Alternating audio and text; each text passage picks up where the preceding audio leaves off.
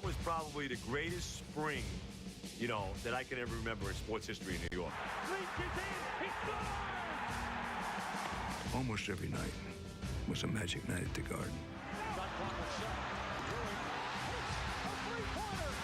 The Rangers kept winning. The Rangers win in double overtime. The Knicks kept winning. And the Knicks have defeated them all. And you started to sense maybe this was going to be a special year in the history of New York franchises. They played 48 playoff games. Between them, I think there was 25 of those 48 were at Madison Square Garden. That was a huge deal. Doug and I, we were so worn out by the time it ended. I mean, we just both went on vacation. 1940 is history. I just remember Knicks, Rangers. Where do we go? What do we do? Here we're going here, then we're going there, then we're going here, then we're going there. And it was just nonstop. Anthony has to fire and hits the three. I think I maybe had 2 days off all spring. Welcome to Madison Square Garden, the world's most famous arena. I spent more time at the Garden than I spent anywhere else. That was my life. I covered every single game. I flew from, you name it. I've probably set a record on Continental Airlines because every time there was a Knick game that I had to go to, there was a Ranger game in between. And I just thought it was just magical. The Rangers win. They're going to the finals. You have both teams in the championship at the same time. It was just such a cool time. We were definitely rooting for them just like they were rooting for us. And we was hoping that both of us would win it so we'd have a dual parade. We were coming in for shoot-around, and Mike Keenan driving down right by our locker room, the hallway on a motorcycle at like 35 miles an hour. We just felt there was something about more than the teams themselves, but the building. It was the Garden's turn to have both of these trophies the same summer.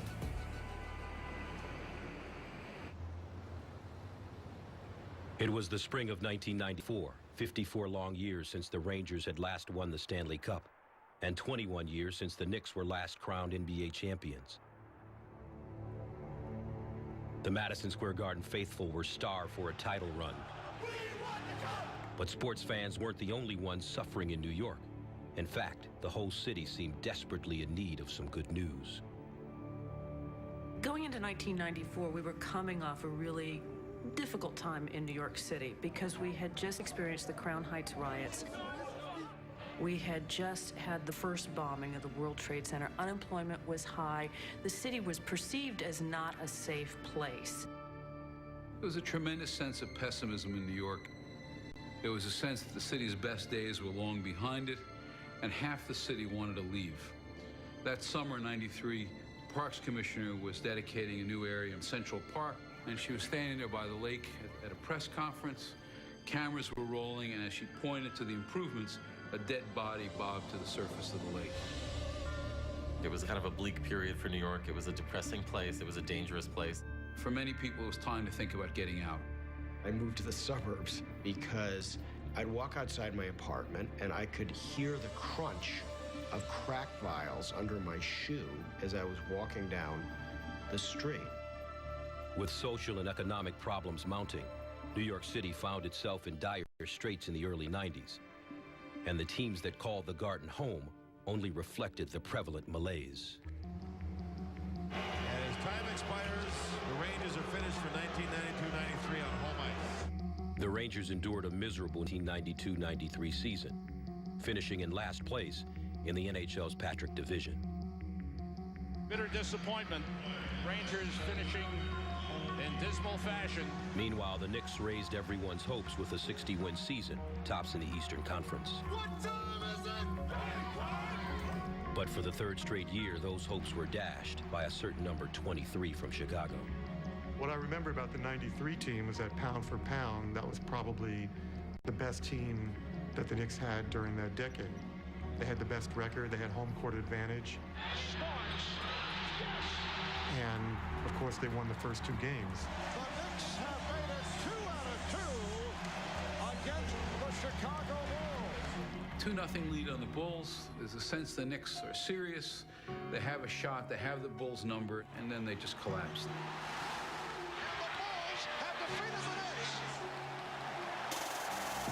I remember the torture of it. It just didn't seem fair. You had this feeling that when the Knicks were going to get to the point where they could possibly climb over the hump, they were going to fall short. Dejection for the New York Rangers. And the Rangers in '93, they didn't even make the playoffs, so I didn't know what to think about that team. It'll be another wait till next year for the New York Rangers. People forget, opening night, 93-94, the great Messier, he's hearing some boos because they didn't make the playoffs in 92-93.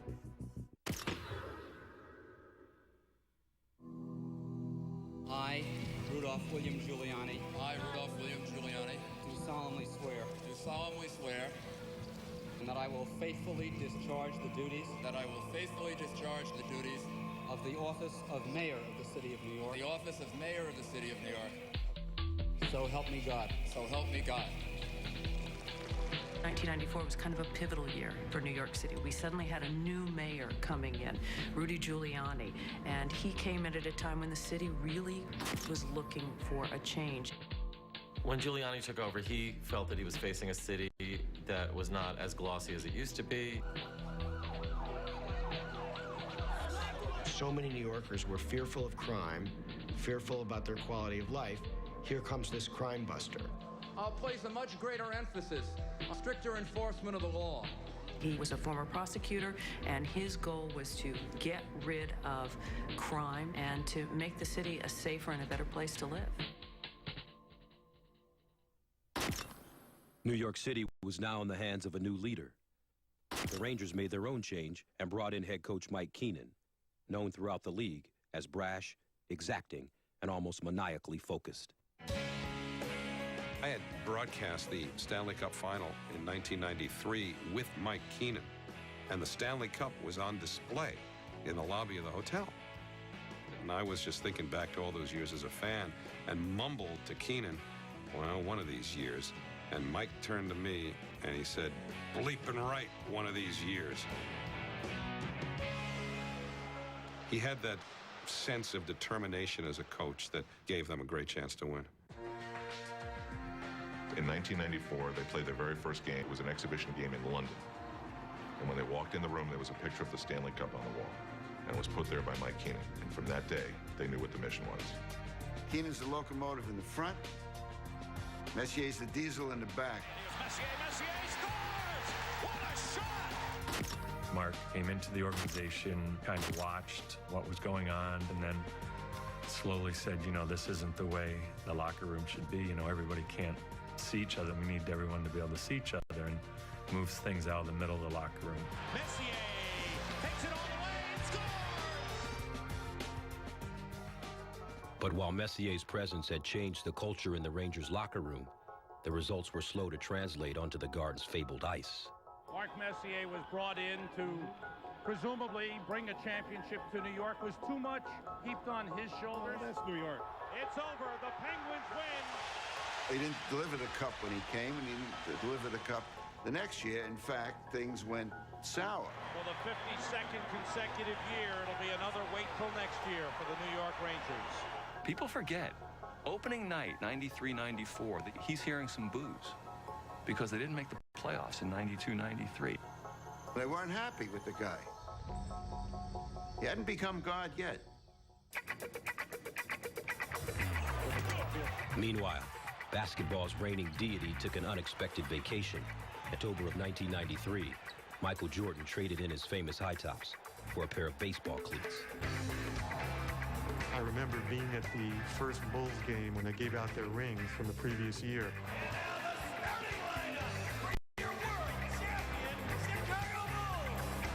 Out came Bill Cartwright and then Pippen, and they used to build up to the introduction of Jordan.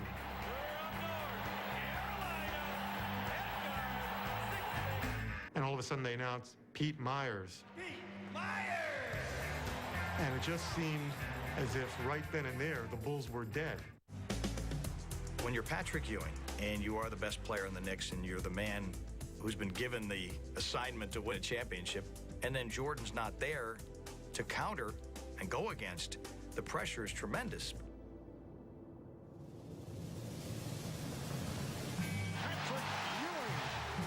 Both Ewing and Messier carried the burden of immense expectations into their 1993-94 seasons. And both responded like great leaders on a championship mission. The Rangers soared to the top of the NHL's Eastern Conference standings, while their Garden brethren did the same in the NBA, posting a 57-25 regular season record. Good enough for first place in the Atlantic Division. Game tied at 94. Hopper for three. Not only did the Knicks have a good team, but they had the kind of team you could love. That Knick team really embodied New York.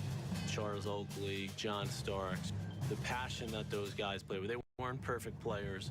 They weren't great players. They were great team guys. Oakley from Ewing, yes, and it counts. Nice pass from Ewing. People can write it in the book. The Knicks are going to come in, they're going to play hard, they're going to smack you around, we're going to play defense, we're going to do whatever we have to do, scratch, claw, to get the win. The Knicks were so tough. They were so tough. They should have been a hockey team. Look at Pat Riley. Pat Riley is trying to break it up. The Rangers, you know, they were the epitome of Messier. The Rangers, with 1.5 seconds on the clock, have won it in overtime. You never give up as Messier wins it. They're winning almost every night. The Rangers have now won 7 in a row. And you had a feeling that this could be something special. And so you could feel a sense of people wanting that weight to be lifted. Again, it's Ewing with the rejection. Wait on Richter, and a save, and the rebound, another save. Richter kicked it out.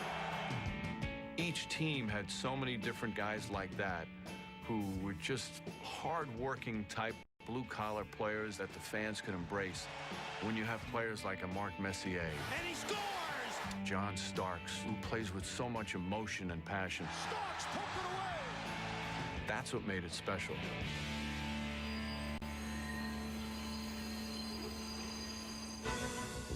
The New York Rangers advance to the conference final. People started to see the possibility that these two teams could bring championships to the same building. The Knicks have defeated the Bulls to take the series in 7.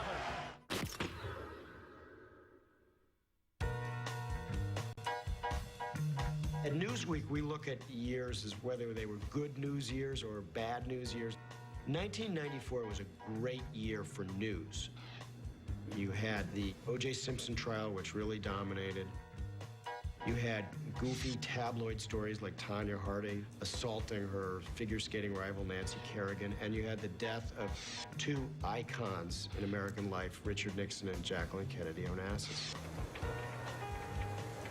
At the Garden, the Rangers and Knicks entered the playoffs looking to make news of their own by capturing a double championship for the city of New York. In the pursuit of that goal, both teams easily dispensed with their first-round foes. In the second round, the Rangers continued their dominance of the overmatched Washington Capitals, breezing through the series in 5 games. For the first time since 1986, the New York Rangers advance to the conference finals. But the Knicks' second-round matchup was anything but breezy as they ran head-on into their Windy City rivals. We wanted to kill them, they probably wanted to kill us. That was basketball that was fierce. We have a very ugly scene once again. But I missed the Knicks Bulls. I wish there was a Knicks Bull game tonight. The Knicks and Bulls split the first 4 games of their second-round series, trading home victories 2-2. Who goes for the win? Back at the Garden for Game 5, the home team got some home cooking as a questionable foul on Hubert Davis sent the Knicks guard to the line with 2.1 seconds remaining, and the Bulls up 86-85. Here's the one to tie it. They got many more benefit of the doubt Jordan called, so we weren't going to apologize for getting one benefit of the doubt call. I've seen a lot of things in the NBA, but I've never seen what happened at the end of the game like that. It took a miracle for us to still win. Hubert Davis came in and bailed us out. Take a 3-2 lead in this best of 7. The Bulls evened up the series in Chicago, bringing Game 7 back to New York. There, as it had all season, the pressure once again fell on the ample shoulders of Patrick Ewing. After a slow start, Ewing turned in a career-defining performance, one capped off with the most unlikely shot in the fourth quarter. Patrick scores something like 18 points in the second half, including the shot that everyone remembers, and basically clinched it. Well, that was kind of luck, but he didn't call it. So you got to call those shots, but we'll take it. That was a big shot for us.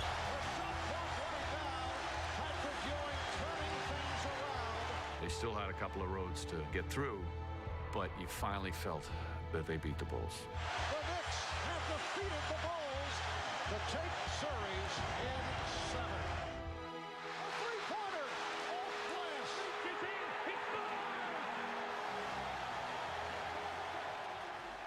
We knew this was a once-in-a-lifetime thing. We knew that we could spend 30 years at the Garden and never see this again. And people started to see the possibility that these two teams could bring championships to the same building.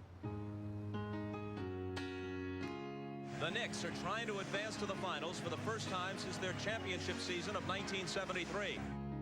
What a turnaround it has been from the Rangers team that didn't even make the playoffs a season ago. As a kid, my mother always used to say, you should always be content when you want me to buy you an ice cream cone to get one scoop. I always wanted 2 scoops. Well, here, we New York fans, we were double dipping.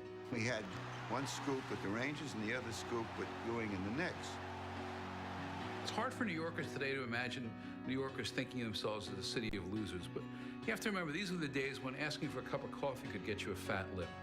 And then suddenly you have this, a great sports story that everybody could just latch onto, and it made everybody happy in the city. It made us feel good.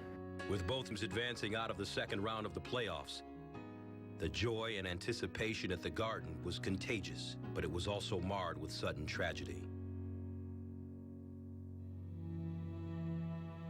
On the day that the Rangers clinched their second round series victory, C.O. Seidel, a lifelong fan of the Blue Shirts, was brutally murdered inside her apartment building while trying to help a neighbor. It's very, very sad and emotional for me to talk about Seal, because this lady had been a Ranger fan for all her life. And she was just a very sweet, lovable, always smiling lady who loved the Rangers. When you saw Seal, you wanted to smile because she made you feel good. The people who sat with her, and nobody used that seat. They just left the seat open and put a bouquet of flowers there for her. They felt that her spirit was there by not occupying her seat, you know, that she was going to help out. I went to the hoop and I just kind of got a little bit too strong off the glass. Here's Starks.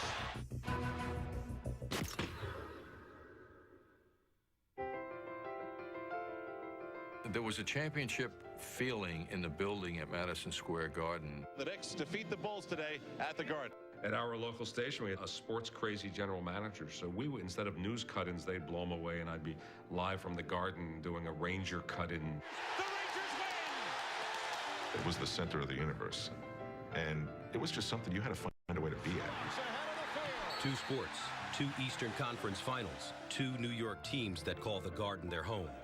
To say the world's most famous arena was buzzing is the understatement of the century. The Knicks squared off against the up-and-coming Indiana Pacers, led by a noted Garden villain, Reggie Miller. I think it's going to be a good matchup. Meanwhile, on the ice, a pesky Devils squad awaited the Stanley Cup star New York Rangers.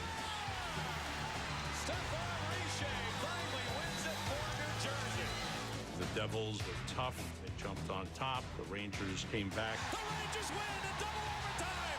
Had a 2-1 lead, then played a bad game in Game 4. Mike Keenan pulled Mike Richter. He benched Brian Leach for a while, and you kind of, what's going on here? And you thought maybe you were seeing the unraveling of the Rangers. Then they came back. They lost Game 5. 4-1 victory by the New Jersey Devils. They lead the Eastern Conference Championship 3-2. I remember saying to John Davidson after the game, has he screwed this up? Has he lost the team? While the Rangers stared elimination in the face, the Knicks waged a war of their own against the upstart Pacers. With the series tied at 2 games apiece, the Knicks faced a pivotal Game 5 on their home court. On to the fourth quarter here at Madison Square Garden. Everything seemed to be going their way until suddenly the villain turned into Superman. It looks like, it's going to be no problem from here.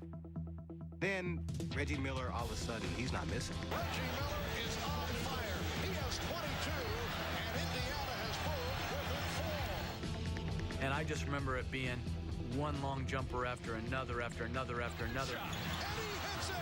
It's a three-pointer for Reggie Miller. I'm like shaking my head the whole time. It's like, man. And I could see it in his eyes. When he got hot, I was like, this is going to be trouble. And sure enough, it was trouble.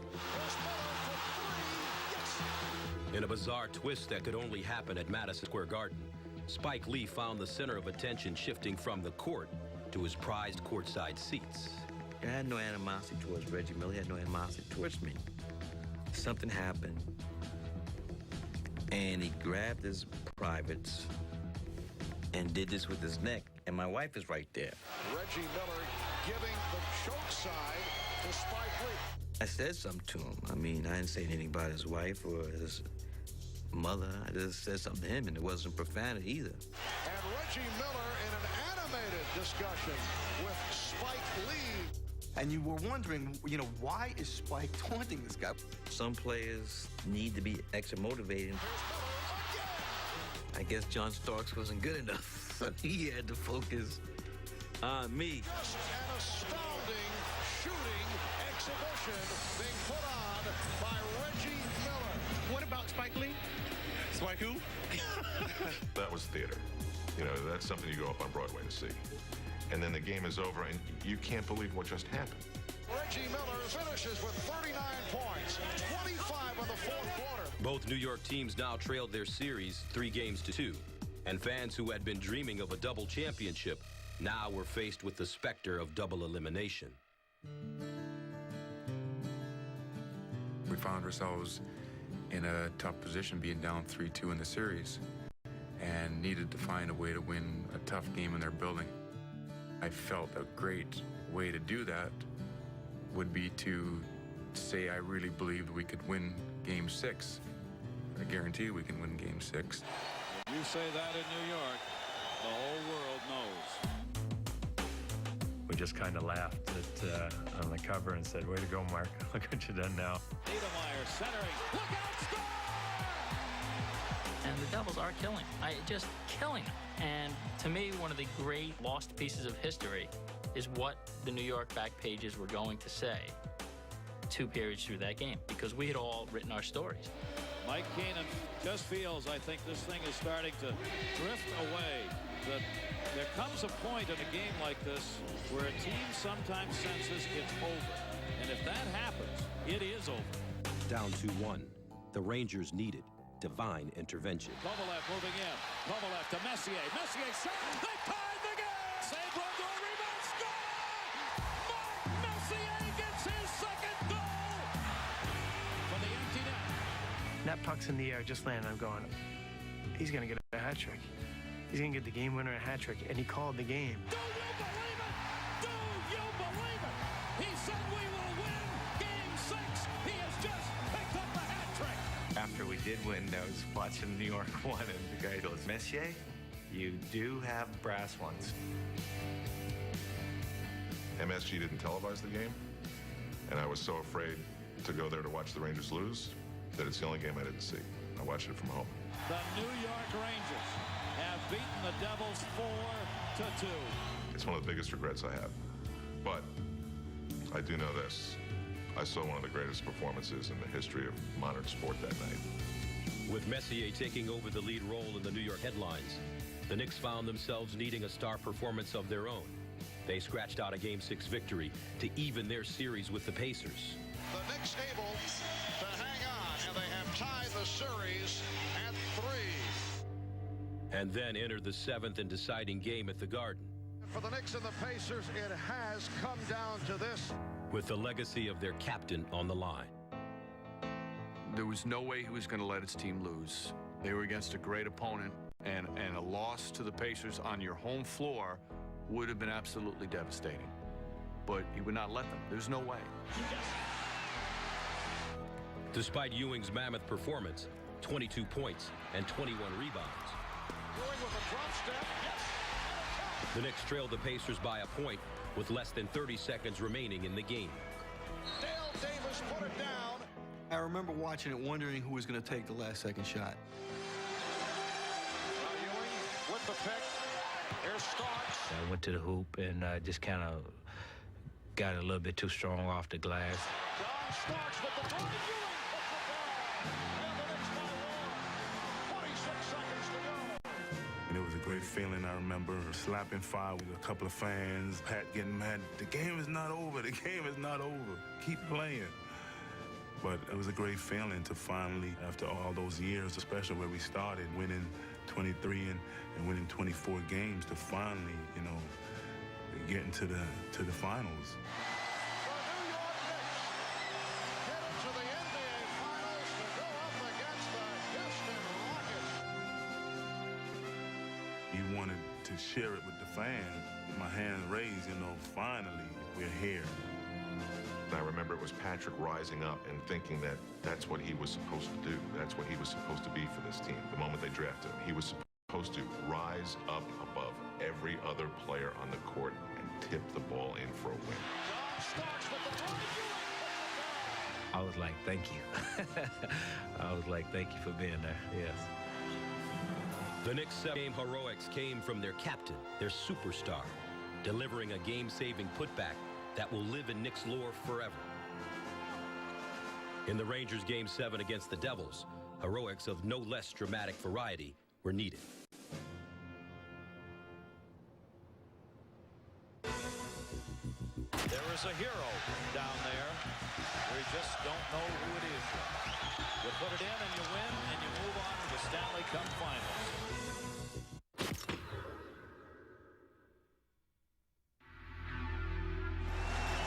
24 seconds left. The Rangers trying to do something they haven't done since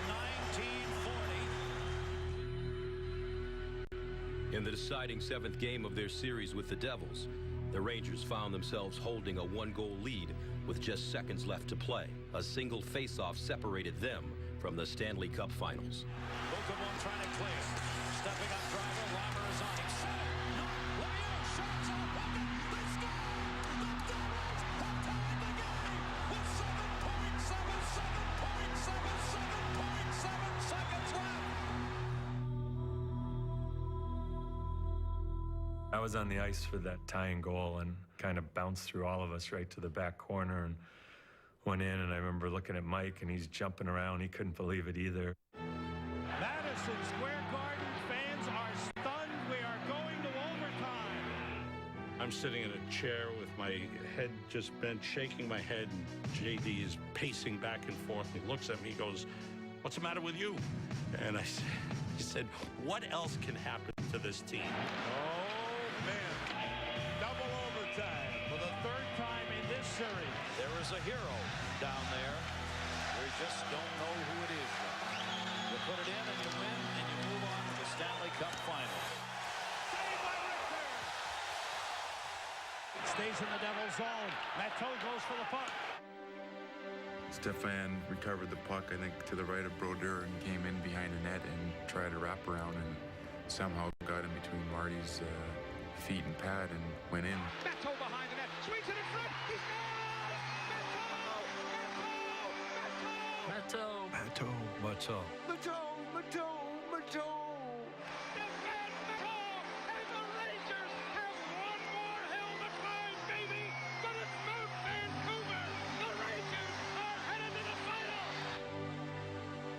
When that game ended, there was a woman behind me who was in high heels and she was jumping up and down like crazy, screaming at the top of her lungs. And she goes, "This is the first hockey game I've ever been to." And I said, "Good. Don't ever go to another one. It'll never be like this."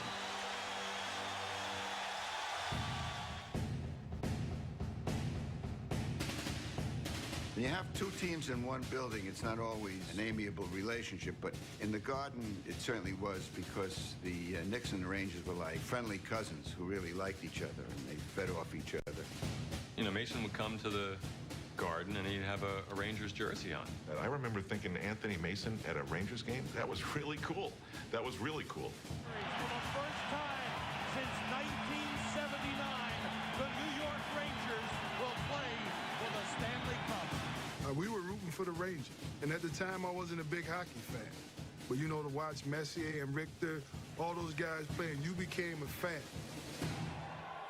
For only the second time in history, and the first time since 1972, both the Knicks and the Rangers had reached the finals of their respective sports in the same season. It was a startling achievement, but by no means a guarantee of success. Each team was beset by its own particular demons. The 54 years of futility for the Rangers didn't really hover over the Rangers so much as it smothered the Rangers. The chant of 1940 has not disappeared yet. That Knick team had its own legacy to deal with. Namely, the team that had won the 2 championships was absolutely revered in New York sports history. Hats off to the New York Knickerbockers. We have a new NBA champion. Talk about a hard act to follow. The Knicks lived every single day under the shadow of that championship team from 70 and 73. They were really tired about hearing about that. To them, that was their curse. It was probably about a half hour, 35 minutes in real time. It felt like about 54 years. Hit the post, and it's cleared by Lowe.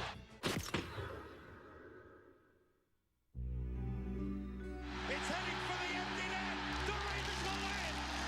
After jumping out to a 3-1 series lead over Vancouver, the Blue Shirts had the city in celebration mode, heading home to the Garden for Game 5. This is it. The wait is over.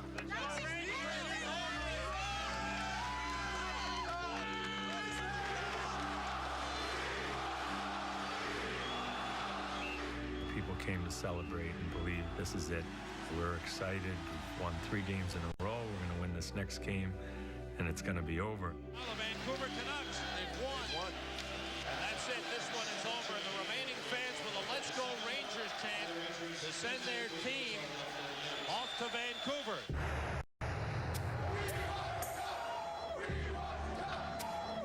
There was no celebration.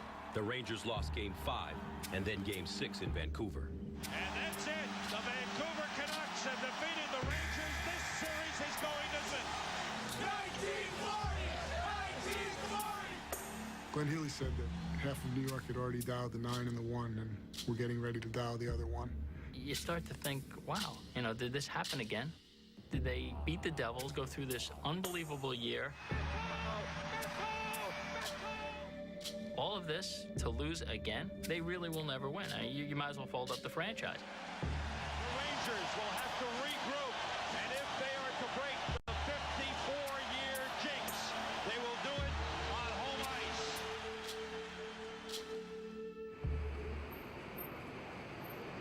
Let's go Rangers! Let's go Rangers! Let's go Rangers! Let's go Rangers! Let's go Rangers! Still trying to figure out what a Canuck is. This is the 10th time in NHL history that a Stanley Cup final has gone to 7 games.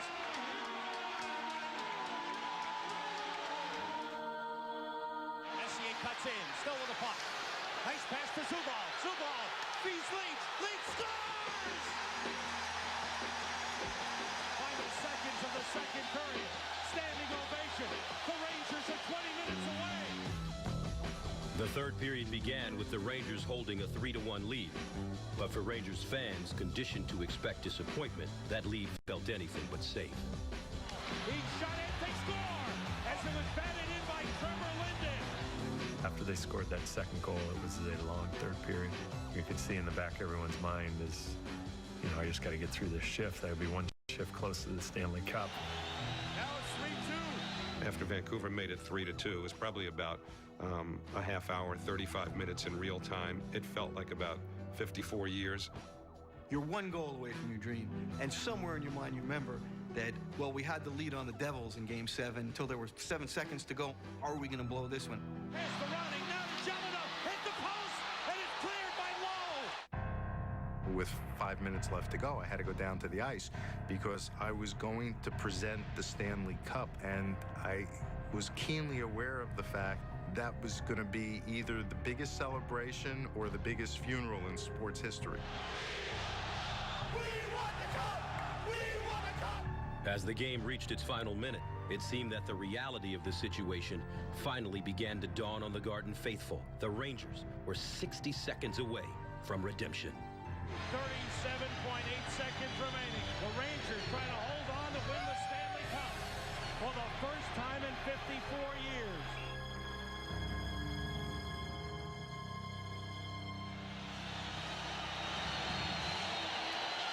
The waiting is over. The New York Rangers are the Stanley Cup champions. And this one will last a lifetime.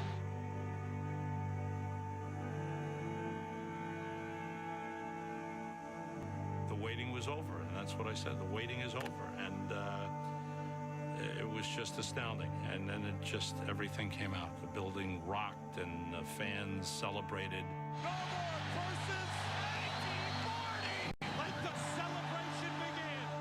The waiting was indeed over when NHL Commissioner Gary Bettman arrived on the ice with the most celebrated trophy in sports. Captain Mark Messier, come get the Stanley Cup. Getting my hands on the Stanley Cup here in New York and doing it after 54 years and sharing it with the guys who were just as committed and had the same dreams was just an amazing feeling.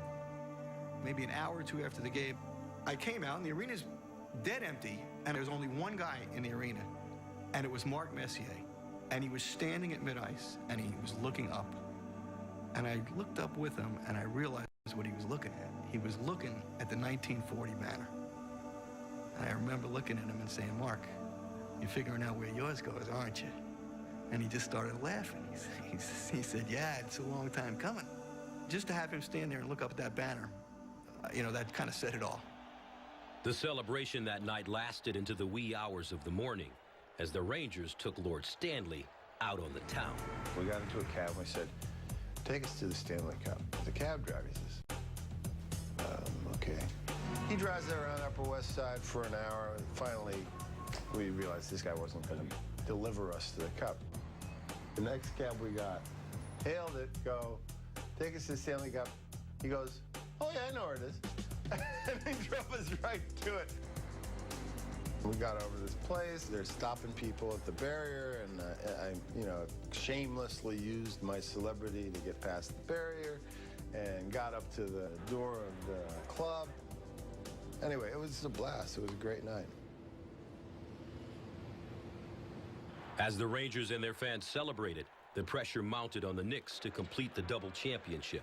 And the Rockets come away with the victory. After Houston took a 2-1 series lead, the Knicks got a jolt of inspiration from the man that led the Blue Shirts to the Stanley Cup just the night before. All of a sudden, here comes Mess out of the tunnel. The Willis Reed tunnel, right? With the cup, holds it up, and the place goes berserk. So when he brought it out at halftime, you kind of felt like there was a synergy there. Like, wow, are they going to do the double here? Are we going to have both championships here? The Knicks rode the charged atmosphere in the Garden to a 91-82 Game 4 victory. And the Knicks beat the Rockets. The series is tied at 2. The Stanley Cup was back in New York at last, and now the Knicks were only 2 wins away from joining the Rangers in championship heaven. People were out in the corridor where they were watching a basketball game on one set and OJ on the other set. While the Knicks found themselves just 2 games away from capturing the NBA title, before Game 5 got underway at the Garden, the Rangers were honored for their triumph with a parade of the kind that can only happen in the heart of the Big Apple. I just remember seeing a sea of people for blocks and blocks and blocks down the main road of the Canyon of Heroes, and people hanging out of windows and confetti, and a scene that you can't really imagine. And here we were right in the middle of it. At one point, during all the noise and all the celebration and all the pouring of love from the stands, Richter just turned to Mark Messier in the back of one of those trucks and said, "I wish we could get a flat tire so we could stay here all day." Just as Game 5 began at the Garden, basketball found itself completely overshadowed by the most shocking, most bizarre news story ever to unfold on live national television. My wife thought that there was something wrong with the cable because the same image was on every channel of this white Bronco on the highway. Suddenly, this whole thing unfolds of O.J. Simpson in this low-speed chase along the highways of L.A. And it was just great television drama. That night, nobody was watching sports. Half the seats during the game were empty. People were out in the corridor where they were watching a basketball game on one set and OJ on the other. And then, even the network was splitting the screen during a basketball game. Here's Anthony. Ewing with a spectacular windmill stuff. And meanwhile, on the court, Patrick Ewing is having one of the great nights he's ever had in a big game situation. There's excitement and interest on the one hand, and there's this Greek tragedy playing out on the other. The Knicks 91, Rockets 84. It looked like the Knicks, given all that had happened, were going to take Game 6 or 7 and win the championship. It just seemed like it was in the cards that night. And this one is headed back to Houston with the Knicks up 3 games to 2. In Houston, the Knicks lost Game 6, so it was Game 7 for everything. One win away from that majestic ride down the Canyon of Heroes. This only the 3rd time the past 16 years the NBA Finals have gone to a Game 7. Starks for 3. In a must-win situation, when no player can afford to have an off night, passionate Knicks guard John Starks endured the worst game of his career. Starks is now 1 for 13. It was sickening because I felt that eventually I'm going to get it going. John Starks is now 2 for 17. For me not to have a good game, very, very disappointing. Not only for us as players, but for the fans of New York.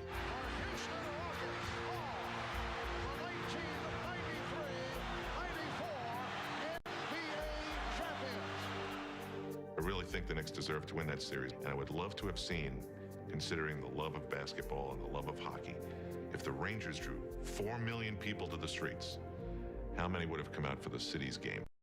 That would have been amazing. Ultimately, New York's dream of a double championship was not to be, but despite the bitter disappointment, it was an electric run. 48 playoff games, 1 championship, and a lifetime of memories. The spring days and nights of 1994 have become the most memorable months in New York sports lore. The Rangers and Knicks helped the city get over its blues, helped the city develop a more optimistic view of things. And in a sense, the drop in crime and their victories all come at the same time. It totally swept the city. The city was so excited about having the cup here in New York. You had Mark Messier, you had Richter, you had Graves. They were heroes in this city at that time, and we needed a hero. And you just felt happy. You just felt good about New York City, and we needed to feel good at that point.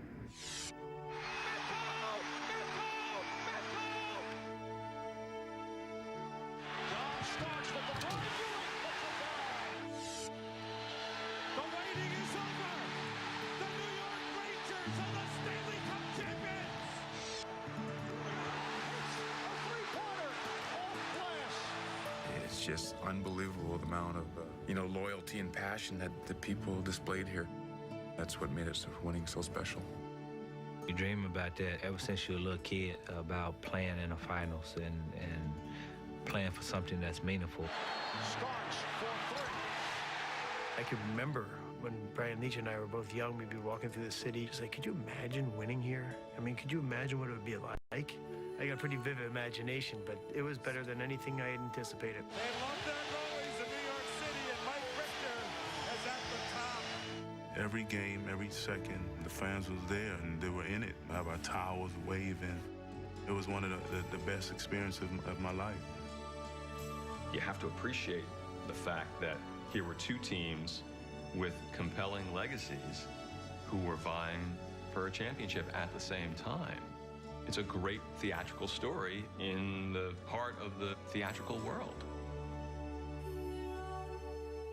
If we did this for 40 years, we would not ever have another spring as crazy as that spring was in '94.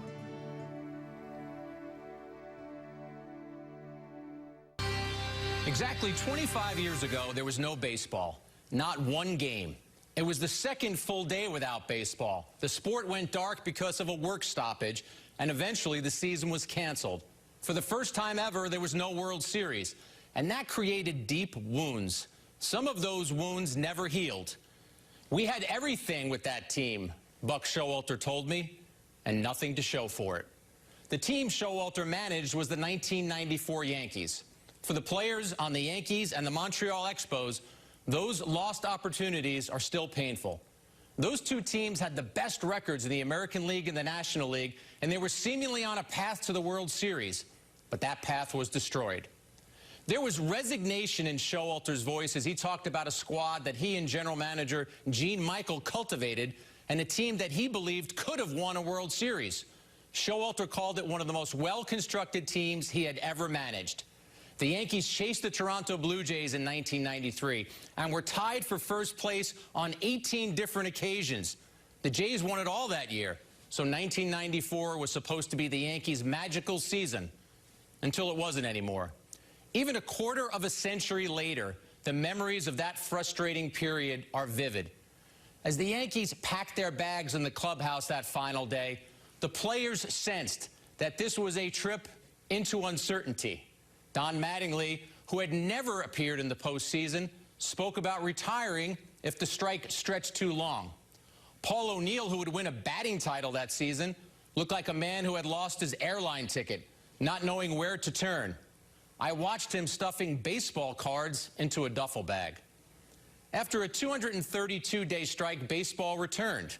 The 1995 Yankees made the postseason, but they lost in the division series. Showalter and Mattingly were no longer Yankees after that season. This labor dispute was damaging on many levels, as it took a decade for attendance figures to rebound. That's worth noting as the two sides eye their next agreement. Soon after the 8th work stoppage in history, the Yankees won titles in 1996, 1998, 1999, and 2000. They added another one in 2009. Imagine how different their recent history could have been if they had won the 1994 World Series. Would owner George Steinbrenner have signed Showalter to a contract extension beyond 1995? It's quite possible. Instead, the 1994 Yankees are a footnote, a great team, but a forgotten team. As Showalter put it, they had everything and nothing to show for it.